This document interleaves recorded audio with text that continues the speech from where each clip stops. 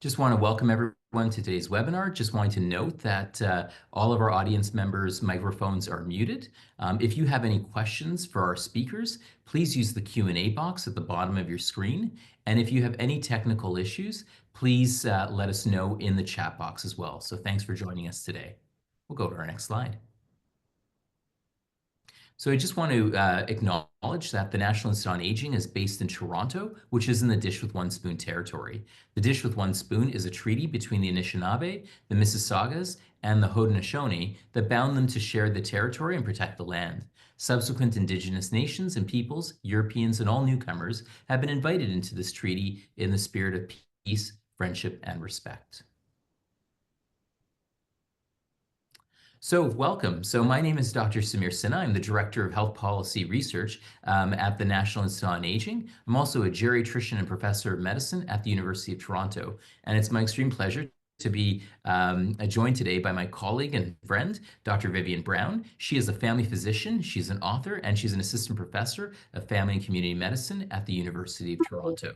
So we're here today to present our webinar, which will be an opportunity for us to share with you what the latest information is, presenting an update of what everyone needs to know to enable healthy aging. And then and we'll do that for about 30 minutes or so. And then I'm going to ask Vivien some questions specifically about what she's seeing in practice. And then we're going to invite you to ask either of us questions that you'd like us to answer today. So go to the next slide. So just really thinking about this is cold and flu season. It's upon us now. You've probably been hearing announcements that vaccines are now available in local pharmacies or at your primary care provider's offices. And you might be hearing about a number of different vaccines that are now available. So just want to review, first of all, what are some vaccine-preventable infectious diseases of concern for older adults. And that includes not only COVID-19 and influenza, but also pneumococcal disease, which can cause pneumonia, respiratory syncytial virus, also known as RSV, but also shingles, tetanus, and diphtheria. These are some of the most common ones that are out there. And again, the good news is that they're all vaccine preventable. Go to the next slide. So some of the top 10 causes of death, include things that we know like cancer and heart diseases. But I think a lot of people are always surprised to know that three infectious diseases are amongst the 10 leading causes of death in our country. So COVID-19 still is the third leading cause of death. And influenza and pneumonia are tied for the 8th place of where they represent the 8th leading cause of death. But the key is with these ones, unlike other things, is these are actually vaccine preventable causes of death. And that's why we always want to make sure that we're getting people protected appropriately against these vaccine preventable diseases. We'll go to the next slide. So when we think about COVID-19, so going through each of them, let's start with COVID-19. So when we think about COVID-19 in older Canadians, we know that older Canadians may present with these symptoms differently or have less common symptoms. So where we always typically think about some common symptoms like having a fever or having a cough and cold, sometimes people might have very, very mild symptoms, but they might actually have COVID-19.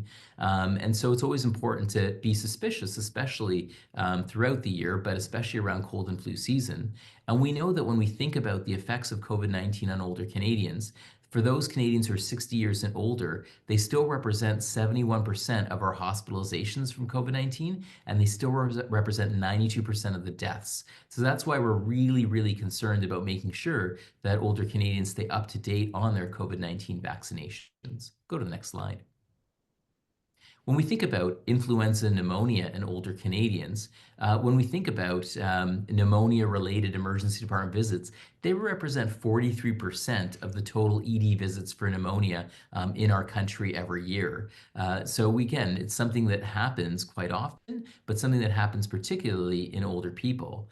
We also know that it's a very common cause of inpatient hospitalizations, and 90% of the total deaths that occur from influenza and pneumonia, about over 5,000 deaths, have been amongst the older population in our country. We'll go to the next slide. Now, when we think about RSV or respiratory syncytial virus, it's something that we often hear about in children. This is something that tends to affect children, but also older people, and who have the most significant concerns. And when we look at RSV infections in young children who may have never been exposed to this virus before, it can be a leading cause of hospitalization in younger people. The good news is that the likelihood that this will kill a younger person is very, very low. That's the good news. But when you actually look at the share of deaths that occur amongst older people, you'll see that 85% of the deaths from RSV every year are accounted for by older Canadians versus 3% in people under 5 years of age, even though we see the vast majority of hospitalizations indicated on the left side of the slide are amongst people under 5 years of age. So again, this is a real significant illness, and we know that it's particularly of concern in older Canadians as well. So, Samir, if I can just jump in at this point, Yeah. when we look at the fact that 1 in 9 who are hospitalized will die, what we also have to remember that it's about 1 in 10 that will not go back to independent living, that will end up in a long-term care facility or some kind of assisted living. So what I'm telling patients is if you get hospitalized, almost 20% don't go home. They either die in hospital or they end up in long-term care. So it's really a deadly virus as we get older. And it's exciting that we've got vaccine that can prevent this disease. Absolutely. And I think let's go to the next slide, Vivien, because thank you for bringing that point up. Because sometimes we just think about you get sick, you might die. But let's look at some of the complications that can happen with RSV and influenza. And they're quite similar because I think people are more likely to take influenza seriously as opposed to RSV, for example. But it's important to remember that for people who are hospitalized, they can have lower respiratory complications. They can have what we call bacterial superinfections. So they will be infected with the RSV virus or the influenza virus, but then they might get a bacterial pneumonia or another sort of infection. This can cause cardiac complications. It can lead to future hospital readmissions and deaths also during hospitalization. So just as you said, there's a number of these factors that can actually increase the risk of dying in hospital and dying from these issues. But then it's also, I think on the next slide, we'll actually see, we'll just go to the next slide, please. This is the slide, I think, Vivien. This is, I know, one that you've made and shared here. But this idea that for those people who survive their hospitalization, we know that about 1/3 will be discharged with lower than baseline functioning. And just as you said, less than 8% of those people are going to be able to live independently. So just as you said, Vivien, these are folks who, yeah, they live, for example, but they might end up living now no longer at home, but now living in a nursing home, for example. They're just not the same. And when we talk to patients about immunization, I sort of marry that term immunization with independence because it often affects your ability to live independently. So it's not just surviving the infection, it's surviving in a healthy way, the way you were before.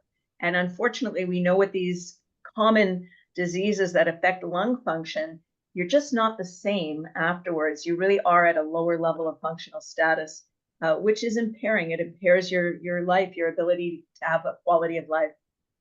That's exactly it. And I think, as you said, right? Because when I always ask my patients what's most important to you, it's not so much, people are like, I'm okay. If it's my time, it's my time. But what I know the number one issue, I think you see it in your patients, my patients, it's they want to protect their independence because Yep, people don't want to be alive if they can't get around their communities, they can't interact with their families, they can't do the things that they love to do. And so again, this is why I think it's always important to say, if you value your independence, why wouldn't you do everything possible to try and actually help preserve that independence as well, right? exactly. So yeah, no, this is a really key point to hit home. Let's go to the next slide.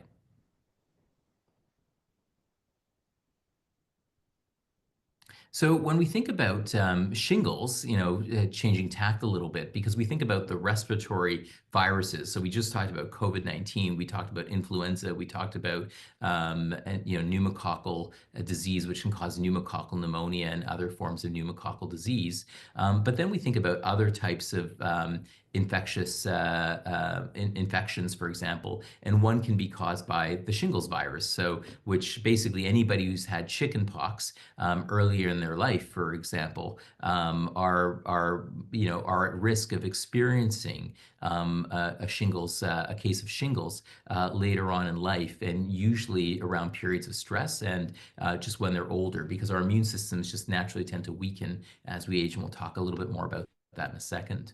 But older Canadians experience higher rates of shingles infections. But then again, we talked a little bit before that that infection could lead to a complication. And the particular complication that can be quite devastating for an older person with a shingles infection is something called prolonged severe pain, or what we call post-herpetic neuralgia, where the rash comes and goes, but people might have a really, really ongoing severe pain in a part of their body. It can also lead to hospitalizations. It can also lead to deaths. But again, I think just as you were saying before, Vivien, the biggest thing with shingles, it's not necessarily going to kill you, but it could really, really harm. It can really harm your independence, if you will. Yeah, it makes you miserable. I mean, chronic pain is a really tough thing to deal with. And for the average older person that may be living alone, the side effects of the pain medication is a real problem as well. So it does affect your quality of life. It does affect your ability to live independently. Absolutely. Go to the next slide. So when we think about acute infections, we also know that they may also cause less known complications. I talked a little bit about what happens in hospital, but Vivien, did you want to talk to this slide as well?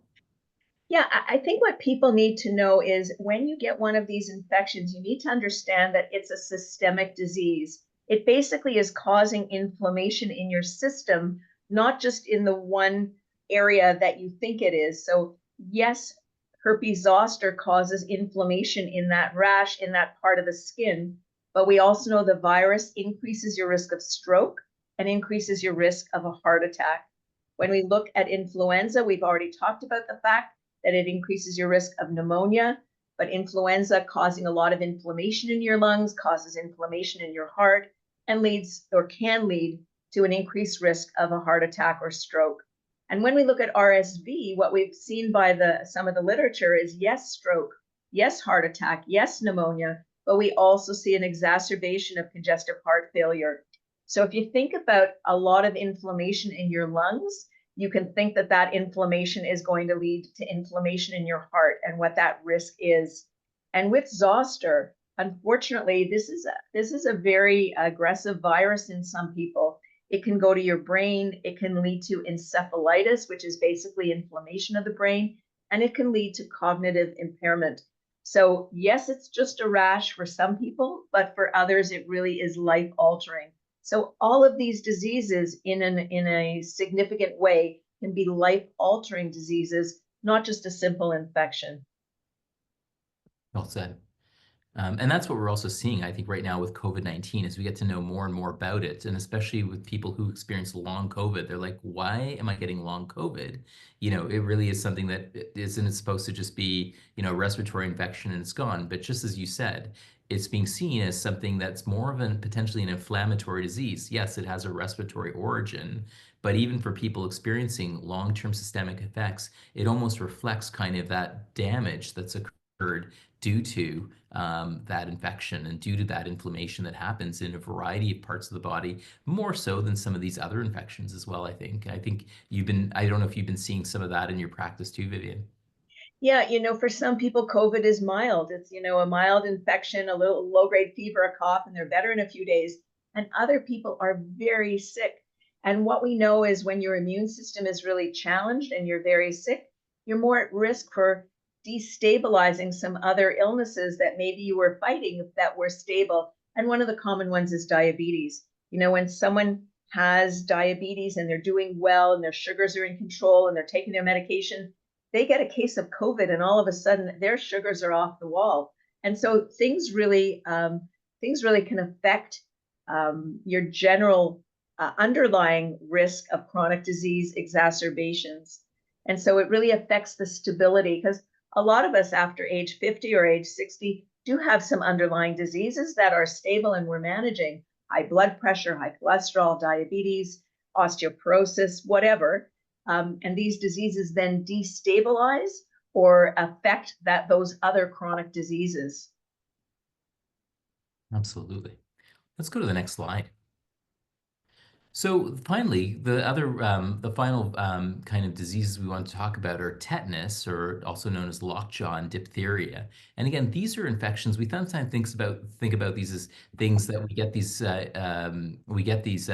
vaccinations when we're kids, but these are things that we need to be routinely making sure that we have a routine update of this vaccination, as we age as well, because tetanus and diphtheria infections can lead to serious outcomes, such as fractures and central nervous system effects. And unvaccinated older adults have one of the highest death rates as well. So this is one that we're really good about making sure children get vaccinated against these things, but we forget that these aren't just kind of diseases that are common in children. These are things that can happen to us no matter what we age. And so it's important to, ask your healthcare provider, am I up to date, or when did I last get my tetanus and diphtheria vaccine? And maybe it's time for me to get a booster as well.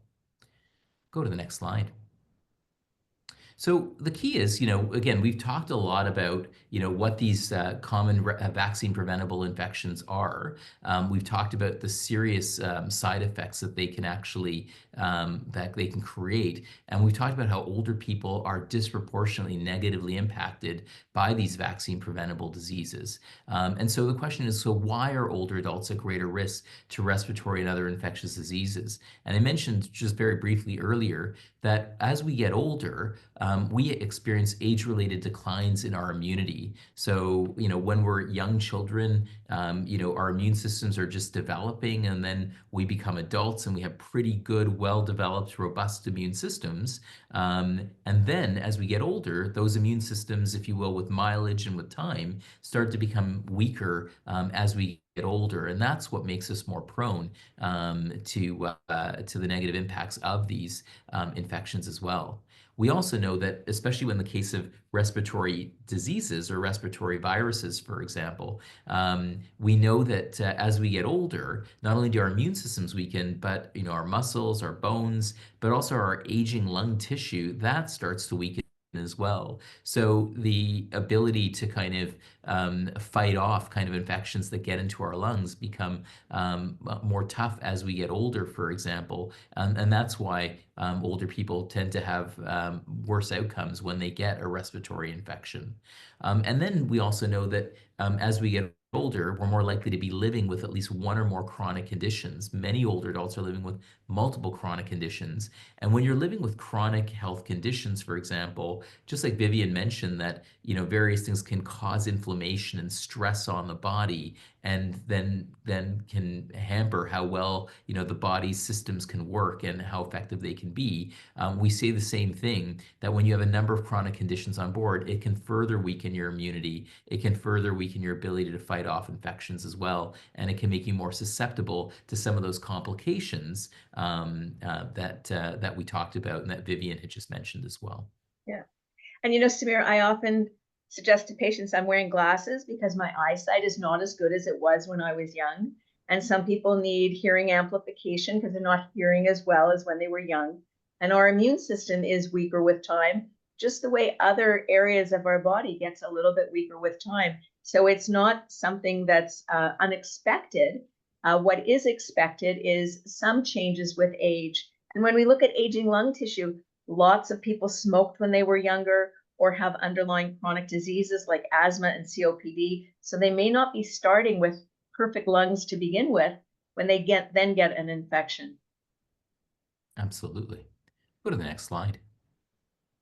And Vivien, this is one of the slides I know you like to speak to. And again, you're a family doctor, you're a primary care provider. You take care of whole families, and you see people right across the life course. I, as you know, tend to focus really my energies and time on the care of older people. But how do you walk people through this? I talked a little bit about it, but do you have any other comments on how you talk about those immune system changes over an individual's life? Well, I suggest that, what we do with babies is we immunize them at 2 months, 4 months, and 6 months again and again to try and boost their immunity, because babies don't have great immunity at birth. And we do see infectious disease in babies, which puts them at risk. Then we get into sort of our healthy adulthood. Our immune system is kicked in, it's much better. We see a lot less infection in healthy adults, say between the ages of 15 to 50.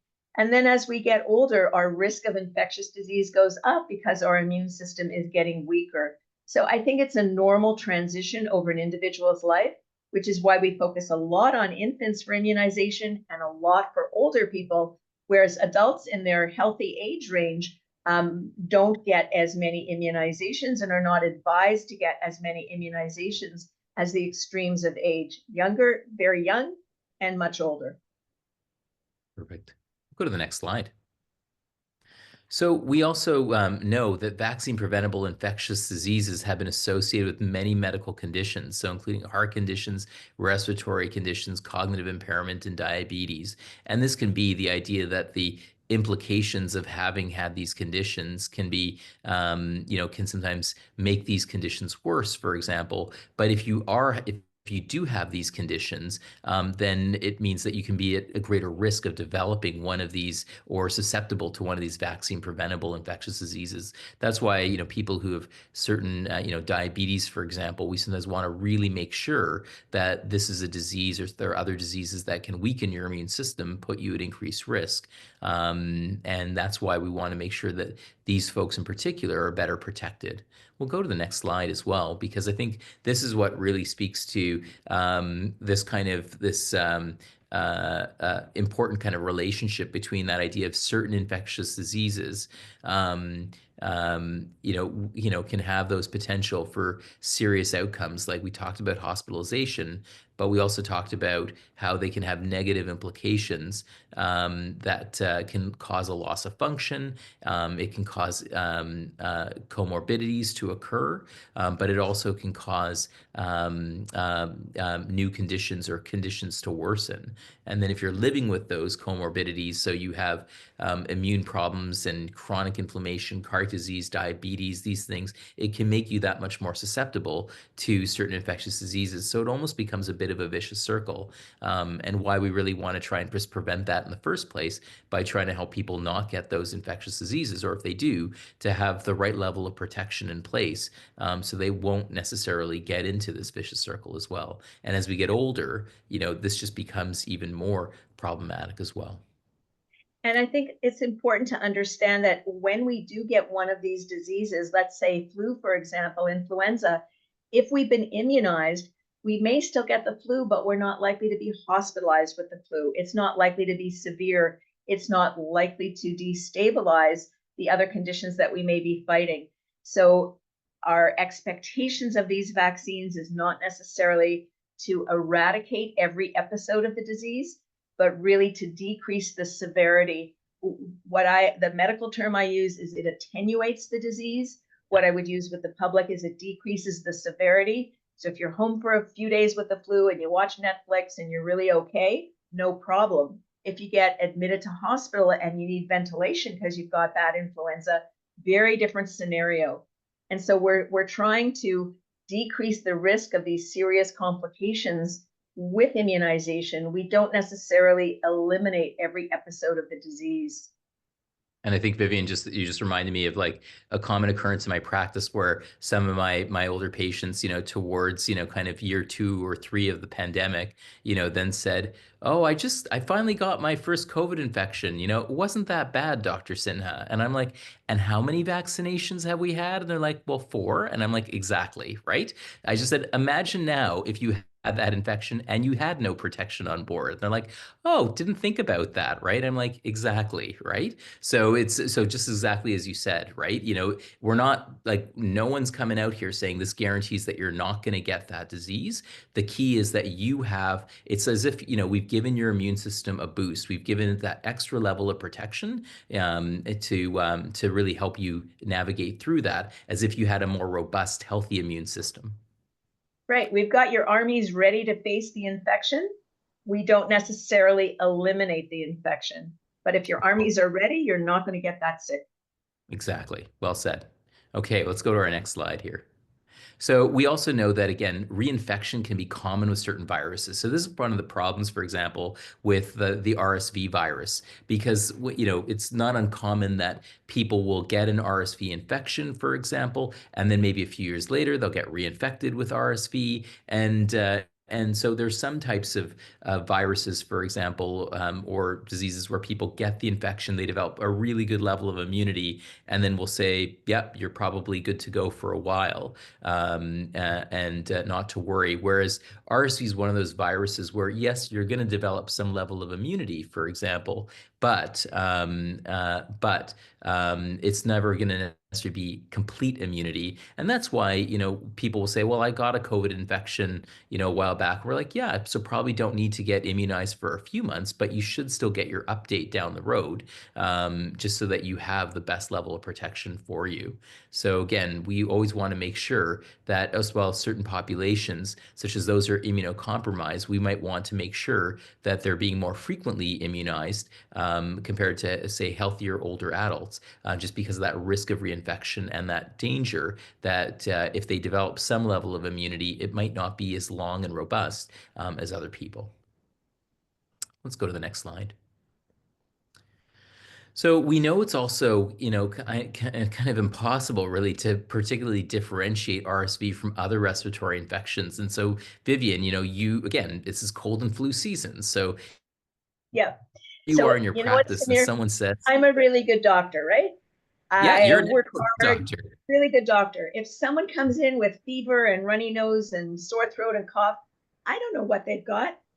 I can't tell in the community if it's RSV, if it's influenza, if it's COVID, if it's rhinovirus. No doctor in the community has the ability to test for these infections. You only get tested if you go to emergency and they decide that it warrants doing the PCR testing, which is quite expensive. And so, because we can't distinguish one virus from another, we may use Tamiflu if we think it's influenza. We may use Paxlovid if we think it's COVID. We have no treatment for RSV. And the bottom line is we don't have great numbers to know how much is in the community because we don't test in the community. So I think it's important that the public understands these viruses can all come together. They can look very much the same. And when someone says to me, I'm not taking that flu shot this year because I got the flu anyway, well, maybe you didn't get the flu. Maybe you had RSV. Maybe you had rhinovirus. And so we really do want to immunize to protect people from getting these multiple respiratory pathogens because we don't know which is which. And it makes it harder. And at the same time, I think it's important to understand they all come together. We want to immunize for all of them. Yeah, and I think one of the key points too is that, yeah, if someone has influenza and we know they have influenza, you can give them something like Tamiflu. If they have COVID, you can give them Paxlovid, for example. And not to say that those are perfect things and that actually, makes everything go away perfectly, but they're treatments that we can give. RSV is one of those things, for example, as you know, Vivien, we don't actually have any effective treatments for it. The only thing that we can do is try and prevent it in the first place with a vaccine that's incredibly, incredibly effective. So again, it's that whole thing is, as you just said, like some people say, oh, is this a big deal? Well, I'm like, why even get it in the first place, right? And I mean, I'm a busy person. You're a busy person. We're all like to be busy and active, and who wants to be stuck home sick, and potentially end up in hospital? So I think it's helpful, and thank you for like pointing out like the reality that in your clinic, it's not like you're just like, yeah, I can see you and I can do these tests and I can figure it out exactly. During these seasons, the key is out of this list of four things, three of them are vaccine preventable. This is good, right? Yeah, absolutely. Okay, let's go to our next slide. So the key is that when we think about respiratory, the activities of during respiratory virus season. So when we usually think about kind of October to May of every year, this is what we traditionally talk about respiratory season, and this is what kind of influenza and RSV activity looked like prior to the pandemic. So basically, during this cold and flu season, this is when RSV and influenza were most active. For example, let's go to the next slide. So this is pre-pandemic.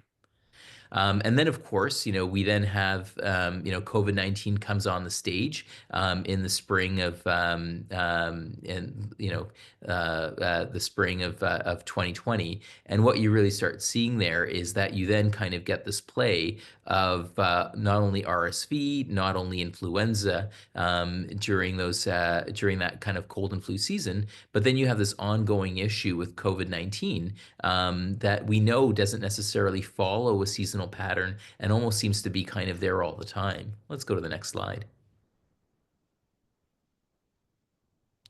And then right now, what we're seeing is, in the past, 2023, 24, so the last, cold and flu season, this is kind of what that cold and flu season looked like. You can see that there was a reasonable amount of activity of RSV. There was a reasonable amount of activity with influenza. And then there was also COVID-19 was, is quite active before that cold and flu season and also active during this past summer as well. So again, it's, we're trying to figure, we don't know necessarily that COVID-19 is, kind of as a cold and flu season or is a seasonal virus, for example. But the key is these things are there. Even kind of the patterns are changing. And that's why we just want to make sure that people are, that they know these things are out there, that they're common, and that's why we try and really emphasize certain types of vaccination at certain types of time.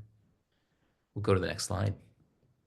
So, vaccines are really important to healthy aging because, as you said, our immunity weakens as we age. Vaccines help prepare our bodies to fight. Again, Vivien said it really well. Like, it's building that army to fight vaccine preventable infections. And vaccination helps us to also better protect others because if I'm gonna have fewer symptoms, if I get one of these infections, for example, I'm less likely to infect another person around me whose immune system might not be as strong. So that's why I, for example, as a healthy younger person, for example, get vaccinated because I know I'm helping some of the more vulnerable people around me or vulnerable people I care for.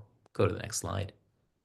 And we know that vaccines have eliminated certain deadly diseases over time, and our acquired protection can weaken over time. That's why vaccines, are a safe option, and why we often recommend them on a certain scheduled basis for people to maintain a protection, especially for our older population. Go to the next slide. So very quickly, just wanted to quickly finish up by just talking about some of the new and updated vaccines that have been approved in Canada for COVID-19, influenza, and RSV. Go to the next slide.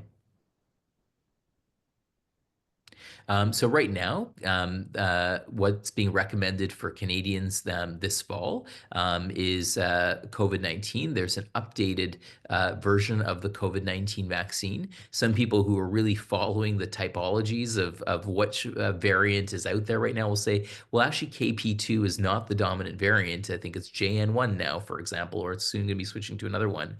The good news is actually when you look at how well does the KP2 protect you, it's actually pretty good, right? These variants that are coming and over, are still very, very close to each other. So this is still going to provide you really good protection against the types of variants that are circulating right now. So that's what the new COVID-19 one that is out there and now available and free across the country. Influenza, it's recommended that we get one annual dose a year, and this is usually distributed in the fall right ahead of cold and flu season. And we also know that for older Canadians in particular, there are enhanced vaccines available. There's a high dose version, and then there's also an adjuvanted version. Depends on where you live and what you can get, but generally everywhere in Canada, there should be an enhanced vaccine available for older people to get, and these are being made free of charge. Go to the next slide. In terms of the RSV vaccines, so these are some of the newest vaccines that have been developed in recent years, and currently there are two that are approved in Canada. One is called Abrisvo, that's made by Pfizer, and there's Arexvy that's made by GSK. And NACI, our National Advisory Committee on Immunization, recommends one dose for adults 75 years and older. For those who are 60 and older, who are living in chronic care settings, it's being recommended for them. But NACI has also said this may be considered for adults who are 60 to 74 in consultation with their healthcare provider.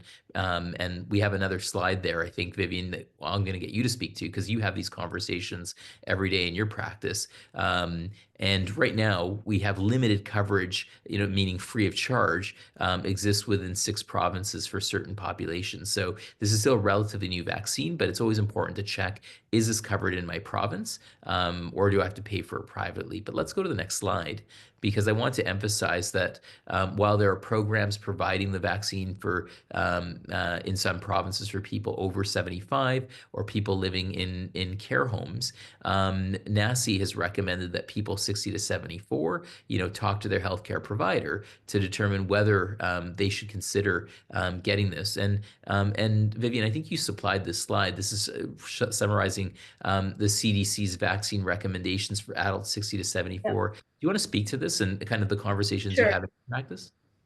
The bottom line is the US guideline and the Canadian guideline is very similar. And the CDC said if you're between 60 and 74 and you're at increased risk for severe disease, you should receive an RSV vaccine. So, who is at increased risk?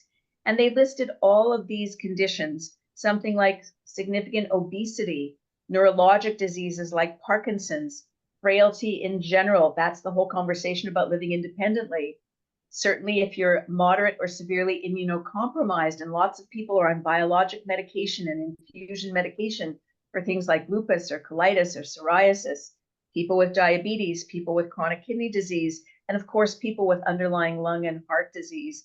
So there's lots of what we call comorbidities or underlying illnesses that do put you at higher risk. We know in Canada, we've also looked at our Native Inuit population as being at higher risk. And we know that people who are renal transplant patients are at higher risk.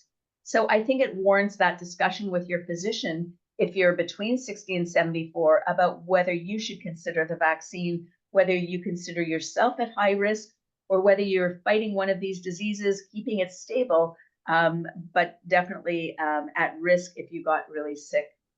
I think really the residence in a long-term nursing home is very clear, and certainly in some provinces, Ontario being one of them, the vaccine is paid for. But frailty is a big question. If you're, a widow living alone, you want to stay in your community, you want to stay in your apartment or condo or whatever. And we know that if you do get very ill and you are in a situation, you may lose your independence, and that's a big deal. Absolutely. Let's go to the next slide. So in terms of the other vaccines that are being recommended for against pneumococcal disease, it is being recommended that people get at least 1 dose of what we call Prevnar 20. There are other pneumonia vaccines that can be used as well, but this is the one that's currently being recommended that everybody get, and it's being covered as well. Shingles, we talked about that. That's a 2-dose vaccine. So you need to get 2 doses over a 6-month period, if you will. And there are certain provinces that are covering this, such as Ontario, PI, Quebec, and the Yukon. So again, always important to check if it's covered as well. And then tetanus and diphtheria. Again, this is one of those things where we always think about children getting vaccinated against these things, but basically every 10 years, we recommend that people get an updated tetanus diphtheria vaccine. And again, that should be available free of charge as well. So again, Yeah. this is the current vaccine schedule that's available. Vivien? I just want to mention, certainly in Ontario, if you're looking at Prevnar 20 or PCV 20, it's recommended for everybody 65 and older. But Ontario Public Health has said that if you've had a previous pneumonia vaccine on the public health dollar, essentially, if you received one of the other vaccines when you were 65 and maybe now you're 70, you're only entitled to 1 pneumonia vaccine. So not everybody is covered depending on what you've had previously and how old you are. It's not your doctor making these decisions. It's not like we're saving it for somebody and not giving it to you. But there are some guidelines by public health depending on what you've had before. That's a great point, Vivian. Thanks for bringing that up. And it's also the other thing, too, is that we've talked a lot about public coverage. Some people are very lucky to actually have access to a private drug plan as well. So it's always important because most of the private drug plans will cover these vaccines because, again, they're not, do you have this? Do you not have it? I think many of them are saying we want to save money by not actually, by having you not get sick. So you'll find that many private drug plans that are out there actually will very much cover these vaccines, regardless of where you're living in the country. So always good to check if you do have that additional coverage and if that actually is covering these things where the government, for example, might not. We'll go to the next slide. So it's really important. The reason why we're doing this whole webinar is that part of the work that we do at the NIA is just trying to raise awareness about vaccine preventable diseases and the fact that, our even Public Health Agency of Canada has set a target of 80%. They want 80% of older Canadians vaccinated each year against influenza. They want at least 80% of older Canadians vaccinated against pneumococcal vaccine. But you see, we're nowhere close to those targets that are out there. And the shingles vaccine is not covered in most provinces, for example. And so even though it's been around for, I think, almost a decade now, again, that's partly why we have even lower coverage of that vaccine. So a real lost opportunity. I think something that frustrates, I think I know myself, Vivian, I'm sure you as well, when you see people and you're like, if only they had gotten vaccinated, they could have prevented this from happening as well. And you know Um, what, Samir, I don't accept this 80%. The reality is you went to medical school, I went to medical school. You want to do as well as you can. I think we should be up there around 95%. We'll never I get everybody to agree. Yep. But I think that we need to do a lot better. And the reality is we'll see less hospitalizations. And if we see less hospitalizations in the long run, we're actually saving money with all of these vaccines. So I'm pretty aggressive in my practice about at least explaining to everyone so they have the option. And when someone says, I'm going to think about it, I really want them to think about it. And I'll book them back in 1 week to tell me what they've decided. Yep. Because it's not a matter of you deciding whether you're going to take the vaccine or not. It's really you playing Russian roulette with your health around these diseases that are so common. Yeah, and to your point about 95%, here's the thing that kills me is that actually we covered the pneumococcal vaccines. Remember that those young children who have weak immune systems. So we want to make sure that every kid under 2 is vaccinated against pneumococcal pneumonia. And so we have actually reached a 95% rate of vaccination in children under 2 for this. So once you're over 65, we just want you to get this once. And so we have people, and when you make it to 65 in Canada, as you know, Vivian, you have about 20 years of life expectancy ahead of you. And we've only been able to get 55, 58% of older people, our older population vaccinated against pneumococcal, but 95% of our kids under 2. And just to your point, Vivian, you use the term 95%. Remember, 95, I think it was 96% of older Canadians rolled up their sleeve for a COVID-19 vaccine. So it's not that people are vaccine hesitant. It's when we make things accessible, we explain people, we give people this information. This is why we're here today. This is why we're doing this. Okay, let's wrap up so that we can get to people's questions because I know we see a lot of questions in the Q&A. Let's go to the next slide here. So again, right there, just on point, 95% of older Canadians reported getting at least 2 doses of the COVID. So again, just as we said, it's time for the uptake of other recommended vaccines to improve. We'll go to the next slide. And again, I think one important thing too is that this is often a common question is, with so many vaccines, I might be, behind on what do I get, and when can I get them? Again, it's important to remember that you can take various vaccines together at the same time. So again, it's important to ask your healthcare provider what you're eligible for and which could be safely co-administered. So COVID-19 and influenza can be safely administered. You can administer your influenza with your RSV vaccine. So it's not it's not that you have to come back if you're due for 3 vaccines, 3 separate trips. Often you can get more than one at a time together, for example. I just always say to people, if you're going to do that, just don't do it the day before your granddaughter's wedding, for example, right? Because you might just have a bit of a rough weekend, but you got it done and there you go. We'll go to the next slide. And Vivian, this is one of your slides. I love this slide because it reminds us that immunization is a team approach. So, do you want to finish us off by just Yeah, talking about?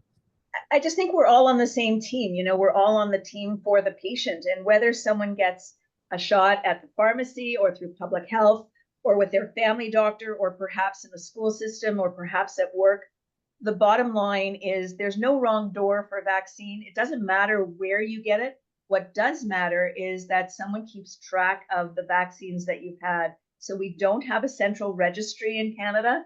And so if a patient doesn't keep track, their doctor doesn't know what they've had or not had. So I'm encouraging everyone when they go to the pharmacy and get that COVID shot or they get that flu shot, just to let me know so I can keep their chart up to date. Because yes, you can get your shots wherever you're able to get them, but the record keeping is also really important. But everybody's giving the same message. The same message is let's keep you out of hospital. That's what this is all about. Yeah, and keep you healthy and independent. Go to the next slide. So again, we have some resources that we put together through the NIA.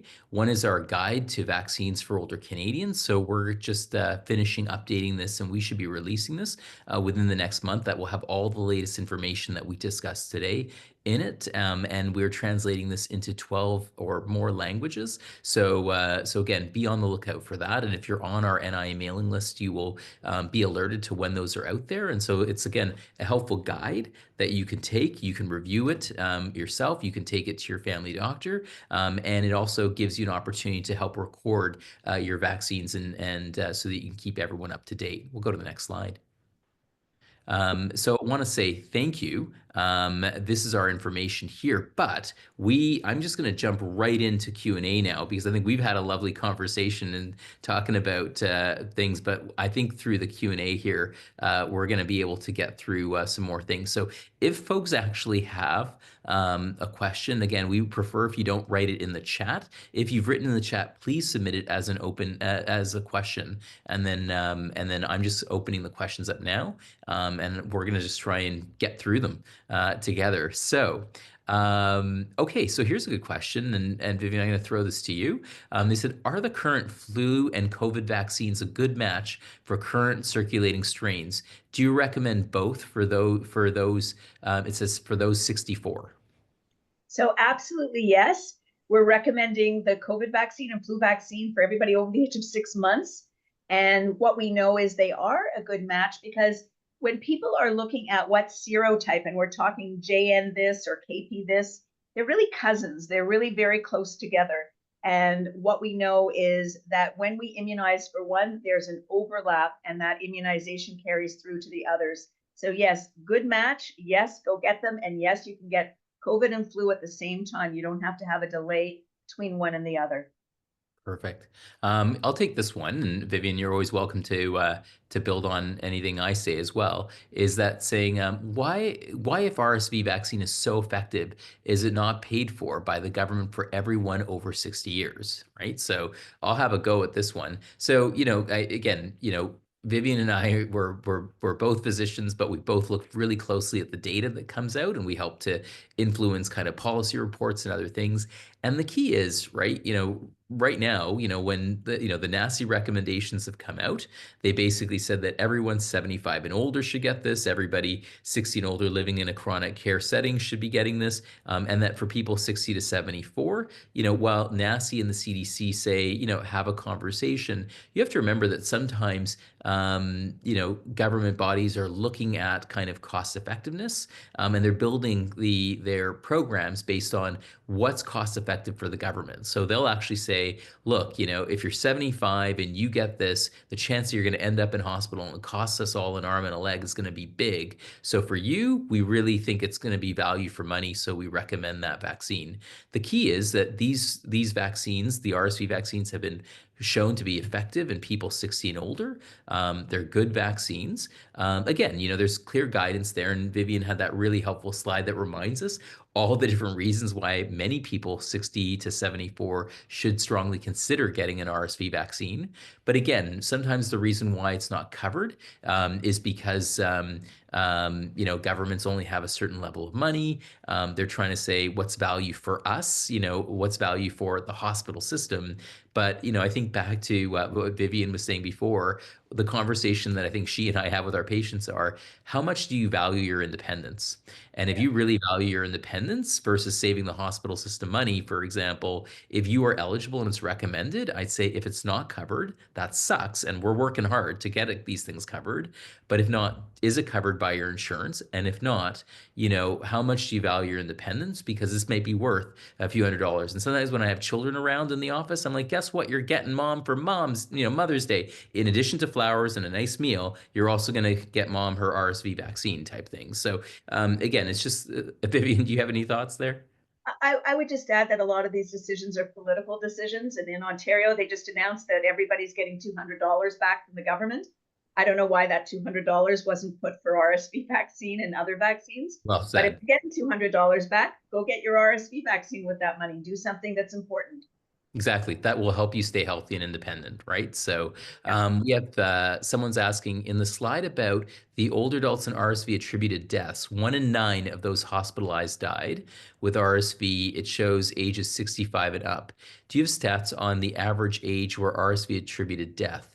If it's between ages 60 and 80 or between 80 and 100 or beyond, for example? The older you are, the more likely you are to die from this disease. But a healthy 75-year-old is not the same as an unhealthy 65-year-old. So it depends on the underlying comorbidities.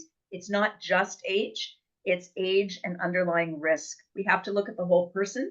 And I think that's what we do in family medicine. And of course, I'm biased as a family doctor, but you're looking at the whole person. It's not age alone, because someone could be age 80 and very healthy living in the community and not likely to get hospitalized, whereas someone who's younger, 65, could have multiple other issues, obesity, smoking, COPD, diabetes, and they're much sicker if they get hospitalized. So it's not just age.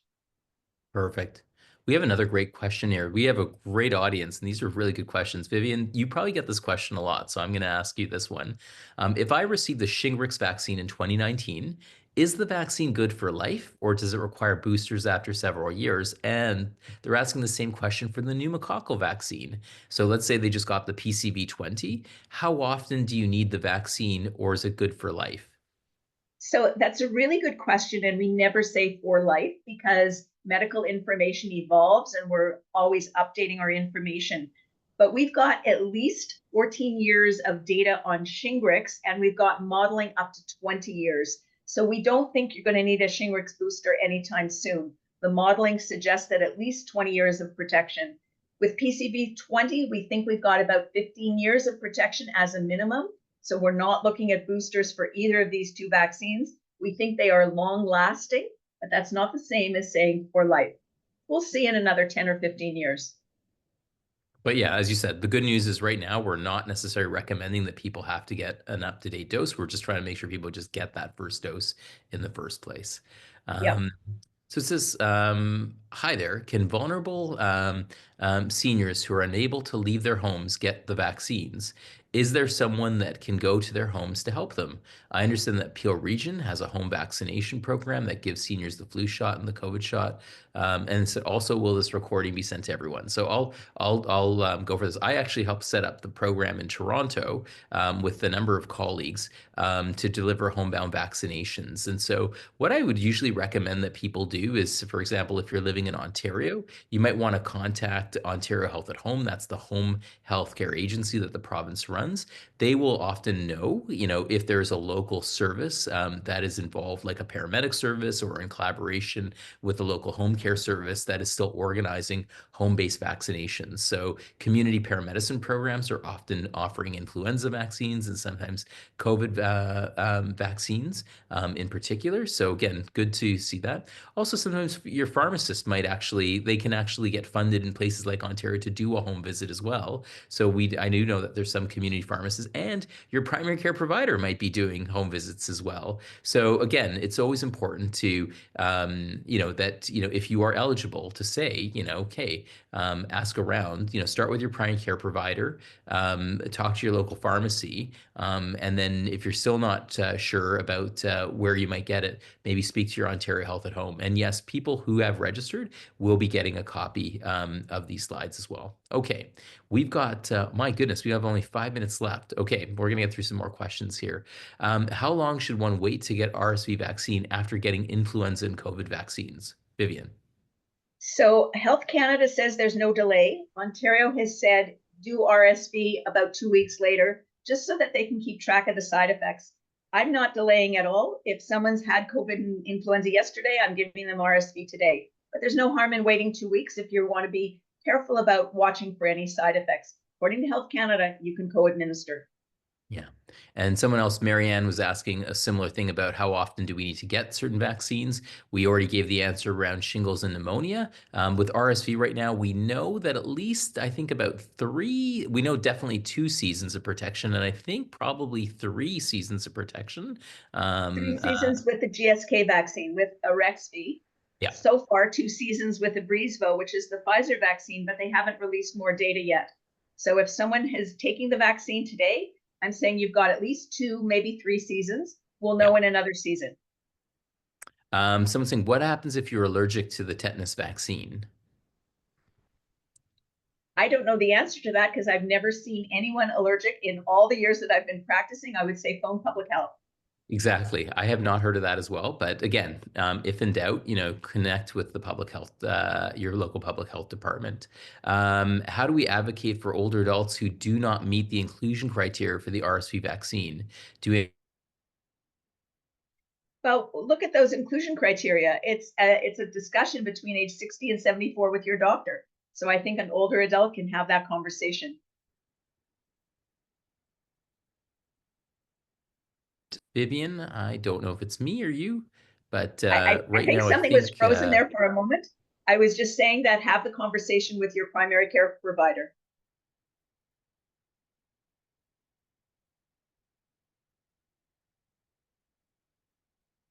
Okay, why don't we go on to another question? Let me just open up the Q&A. I think Samir froze very briefly. How often should someone 64 years and otherwise healthy get the COVID vaccine? Every 6 months? At the moment, it's every 6 months. We don't know if that's going to get updated at some point. I never say the vaccine schedule has changed. I say the vaccine schedule is getting updated, and we get updated new information all the time. Perfect. Okay, we have time for, I think, 2 or 3 more questions. Okay, is there any reason why someone over 50 shouldn't also get the RSV and pneumococcal vaccines? The guidelines typically indicate 65 and older. Is this a financial issue for the province? If they're willing to pay, should a 50-year-old get them? Or is there some determinant to getting them at too early an age? So I'm going to answer this one because the US just changed their guideline.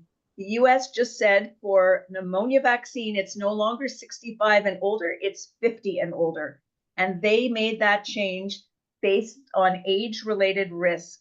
So there is no reason why someone 50 and older could not take the vaccine, although the vaccine has been approved in Canada for 65 and older. That's for pneumonia vaccine. In terms of RSV vaccine, GSK is studying age 50 to 59. That data has not yet been published, but stay tuned. We're looking at that group 50 to 60 because, of course, some people who have underlying risk are at risk for those diseases. And then last but not least, they say, well, okay, we'll do these 2 last questions. My goodness. Okay, I'm a softie. They said, is there a lot of COVID and flu circulating right now? I know COVID has not really kind of dipped. It's been happening all summer long. So it's been around. I know flu season's just kicking off right now. Is RSV as well? I don't know that there's been a particular surge yet, but it's perfect time for it to start peaking soon. Yeah, as soon as it gets colder, we're going to see more of these diseases. And people Exactly. aren't wearing masks and people aren't socially isolating. So some of the things we did for COVID in the early years, we saw less influenza and RSV, and we're not doing that now. So I think it's going to rear its ugly head very soon. Yeah, and to the person who's saying why is COVID persistent during the summer? We're not sure. For example, we were hoping to see if by this point it would just become another seasonal vaccine. It isn't. That's why it's important to stay up to date. And finally, they said there are 2 types of RSV vaccines available in Ontario. What is the difference between them? If Shingrix shot made me feel bad for 2 days, will I get the same effect with both types of the RSV shots? Vivien, you're an expert at this. Okay, so 2 types of RSV vaccine, one by GSK, one by Pfizer. NACI does not preferentially pick one over the other. NACI says these are both good vaccines. One of the big differences is the adjuvant in the RSV vaccine by GSK is half the dose of the adjuvant that was in Shingrix. And so if you had a reaction, you're more likely to have a reaction to that vaccine. The data on the GSK vaccine is now 3 years.